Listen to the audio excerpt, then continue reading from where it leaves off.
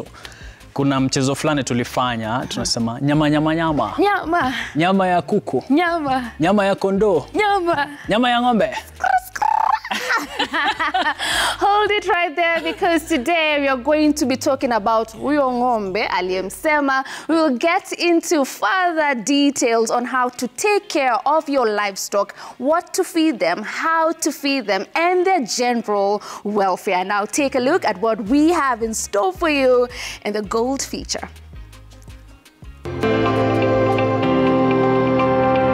Karibu sana katika kitengo hiki. Hapa tutaangazia mambo mengi ikiwemo lishe ya ng'ombe, na vile vile daktari atatuelekeza kuhusiana na artificial insemination. Jina langu ni Emmanuel Terera na hii ni Kenya's Gold. Okay.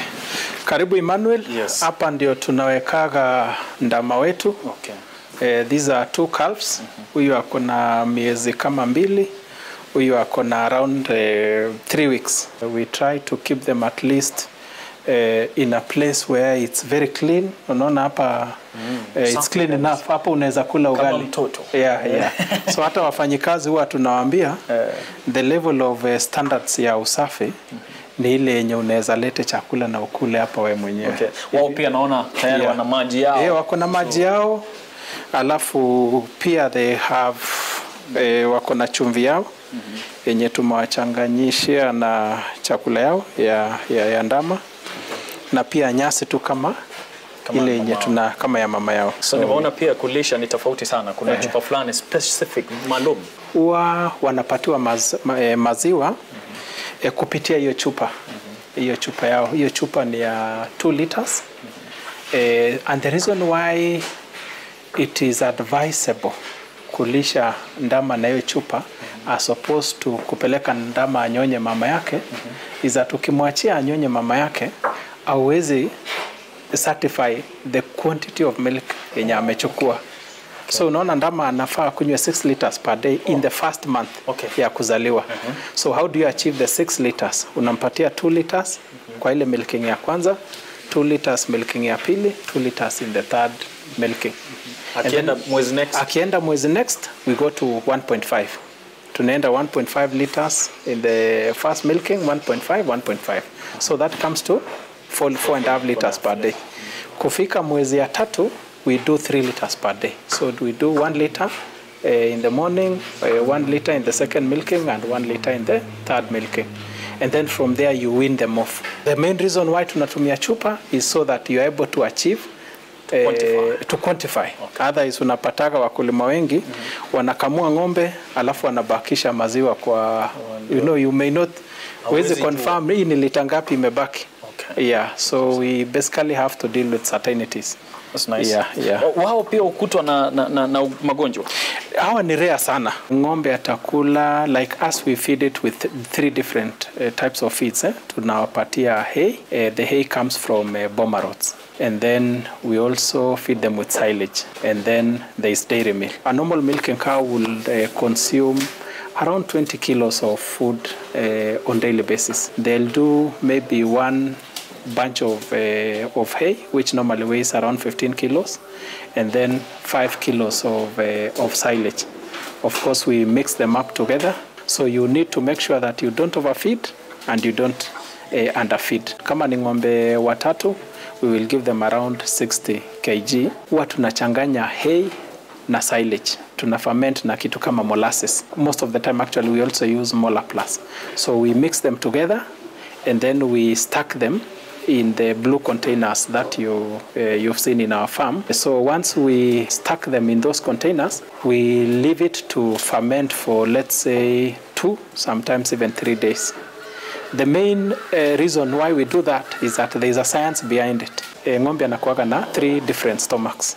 So if you look at the first stomach, which is called rumen, normally the purpose of rumen is to ferment those feeds. Ng'ombe anakulaga chakula na meza, alafu ikisha ferment anarudisha kwa mdomo, anachew hiyo card, alafu anameza tena. This is the reason why you see us mixing the silage which is already fairly fermented, together with hay, and then we stack them in the containers, and then we leave it to ferment for like 3 days, so that way by the time the cow eats that feed ni kama ushapita rumen, so utapata the rate at which it will process that hiyo chakula will be a bit more faster, meaning efficiency ya conversion ya chakula into milk needs to be at a top level. We are able to achieve even the 3 milking cycles. The beautiful thing about dry matter is what we call consistency of supply. So unaona ng'ombe ukimzoesha the green matter, unapataga the day when you start giving it dry matter, production in a drop. What has just happened to the dry matter ni maji tu imetolewa kwa hiyo chakula, nothing else, because we cut them at the right stage, we leave them to dry, and then we bale them. Then of course we are able to store them. So the beautiful thing about the dry matter, again, you normally see the challenges during drought season here in Kenya. So the only way you're able to be on top of the game is if you're able to store those dry matter enough to run you for the entire season. And then once the cow gets used to the dry matter, production pia inakuwa consistent. We tried the milking machine. You know, the challenge is ng'ombe pia, just like a human being, when you are not used to something, kuna hiyo reaction towards it. So ulikuwa unapata when we used the milking machine, ng'ombe kwanza nasikia hizo makelele, and then naturally ng'ombe amezoea kukamuliwa matiti mbili atago. This milking machine, all of a sudden it is milking all the teats at the same time. So ng'ombe alikuwa na feel hapana, I don't trust this thing. So ulikuwa unapata hata kutoa maziwa anaanza kukataa. So and then it was slowing up the process. For you to use a machine, inafaa umzoeshe ng'ombe kama amezaa mara ya kwanza. The beautiful thing about milking with machine is that you up the hygiene levels. But of course, it doesn't mean that milking na mkono means there is no hygiene. We just make sure that our workers, when they are milking, their hands are very clean, they are very neat. Ng'ombe wetu tumazoesha, immediately once we finish milking, we feed them. So utakuwa unapata huyo ng'ombe, first of all unamkamua for let's say 7 minutes, which is almost the average time of milking, and then after 7 minutes, kama ungeangalia wakati walikuwa analishwa, wanajuaga chakula inakuja, so unapataga wote wamesimama, and then once you feed them, they feed again for another 30 minutes or even more than that. So you can imagine maybe the 7 or 10 minutes are milking, and then another 30-35 minutes of feeding. You've already exceeded that time when the cow will have closed the nini. And then even after feeding, unaona bado atakuwa anasimama kidogo before aenda alale. So you're able to achieve that 30 minutes timelines before they close their teats. So you avoid things like mastitis. Because of the huge demand ya maziwa, ulikuwa unapata hawa ng'ombe wenye tuliwalete hawakuwa wamezoeshwa ile kukamuliwa mara 3. So when we started milking them 3 times, ulikuwa unapata ng'ombe wanakuwa depleted. They deplete their calcium levels too quickly. So ulikuwa unapata saa zingine ng'ombe anazaa kama umeona wale ng'ombe wenye wanazaa alafu wanashindwa kuamuka. That is actually deficiency of calcium. So of course what we did after that, we started investing heavily on minerals. That's why unaona all across kuna the solid block ya salt, and then we also give them the powder one continuously. We don't compromise on that one. We lost around 2 cows out of deficiency of calcium.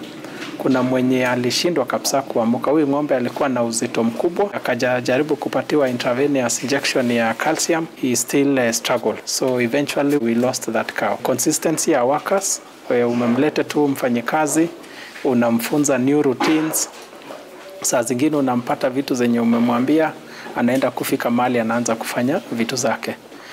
Ama unapata like what has been very common because of the huge demand ya maziwa, unapata huyo ng'ombe amekamuliwa mpaka it's almost 2 weeks to calving. We got rid of that problem by now coming up with a consistent program whereby ng'ombe 2 months before calving tunakata, hata kama kuna maziwa mingi tunakata. Foot rot, which is associated with hygiene issues. So when you have the highest level of hygiene, you avoid such things like foot rot, for example, because unapata hiyo miguu ya ng'ombe saa zingine ikipata kidonda, unapata they struggle so much with that wound. So I'll say those are some of the challenges which we went through. Good enough, we went through a learning cycle and we basically exhausted all those challenges. The cost depends on how you scale it up.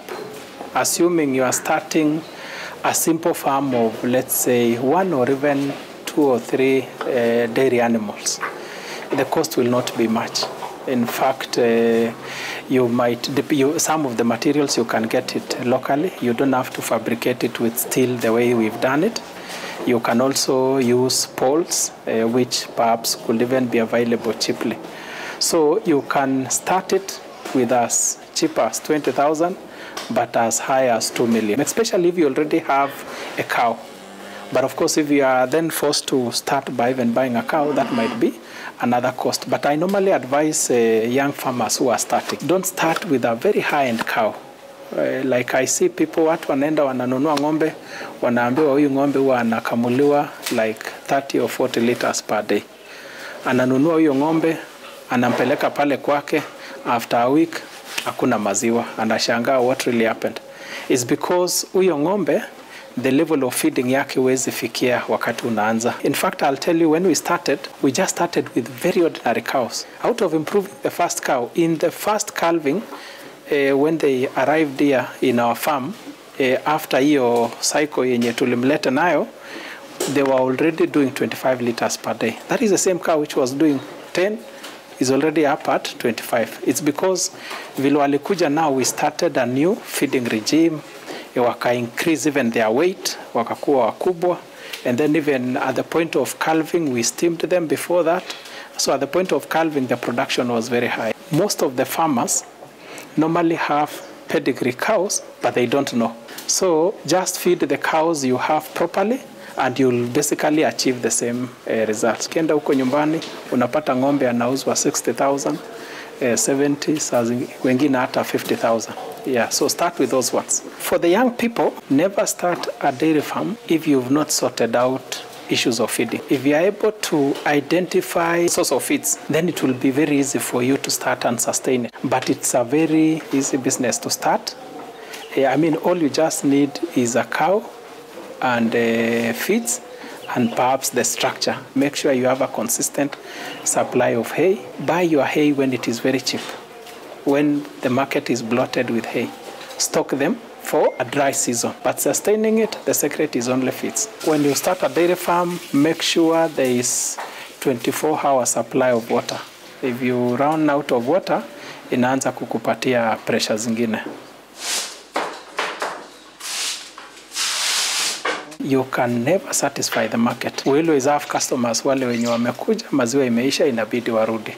There are enough of them, and that is why unapata ikifika saa ya kuchukua maziwa, many of them come together at the same time because everybody doesn't want to miss. Ukichelewa kidogo unapata maziwa imeisha. I'll say the cake is too big for anybody. In fact, anybody who wants to venture into dairy farming, the market is too big for everyone. Now, we start the process of artificial insemination. Yeah, here we are. This is where we prepare everything before we go to the cow. We prepare the semen here. All right, the bull semen. The bull semen. Which will be taken to the cow. Yeah. All right, any precautions we need to take before we start? No, there's no specific precaution. Okay. We are good. All right, yeah. Let's go. Let's do it. So what is this? We start here. This is a liquid nitrogen container. It's what we use to store the bull semen. All right. Yeah. So even for the farmers who want to get training so that they're able to do this by themselves, this is one of the things they need to buy. Yeah, they will have to buy it. All right. Yeah. Got it. Okay. So we go ahead. It's very cold. Can you mind your hand? Yeah. So here the bull semen. This is where they're kept? Yeah, this is where they are stored. All right. Yeah. It has to be in a cold space? Yeah, very cold. Because of? So that they can be able to, so that they cannot die. They are living things. Then we are going to put it in relatively warm water. So this is warm water? Yeah, that's 6 degrees Celsius.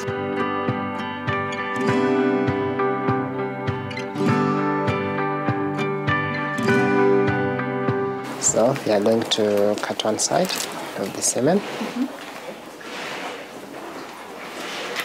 Just like that. All right. So what we call AI socks.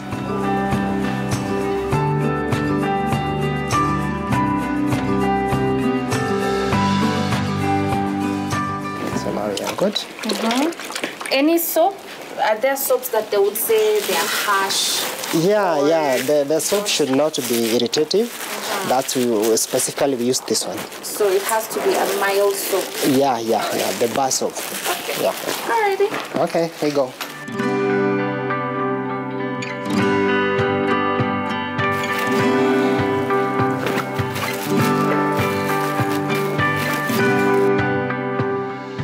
Are we going to keep doing checkups to see how it's faring on? And if yes, how do you do it? Yeah, we are going to keep checking on the cow. The next time we are going to check on her, it will be 21 days from now. Yeah, because the estrus of a cow comes every 21 days. I'll just come and check for the heat signs. Yeah, if there are no heat signs, I suppose the cow is okay, but we cannot really say until we do the pregnancy diagnosis. All right. Yeah, that is 90 days after the day of artificial insemination. We will definitely keep some check to see the progress on this cow that we have done artificial insemination together on the show. Thank you so much, Karaoke. That was such a detailed feature. We appreciate you so much, and we're looking forward to seeing you a lot more. I hope you, our lovely viewer, has learned something today. And of course, the creme de la creme was seeing the artificial insemination. It felt like a science class, Nimawarudisha High School, nini, but you will be learning a lot more right here at Kenya's Gold. All the questions you have, remember to talk to us across all our social media platforms. As we promised, we have more experts who will be answering you as we go on with the show. Keep watching.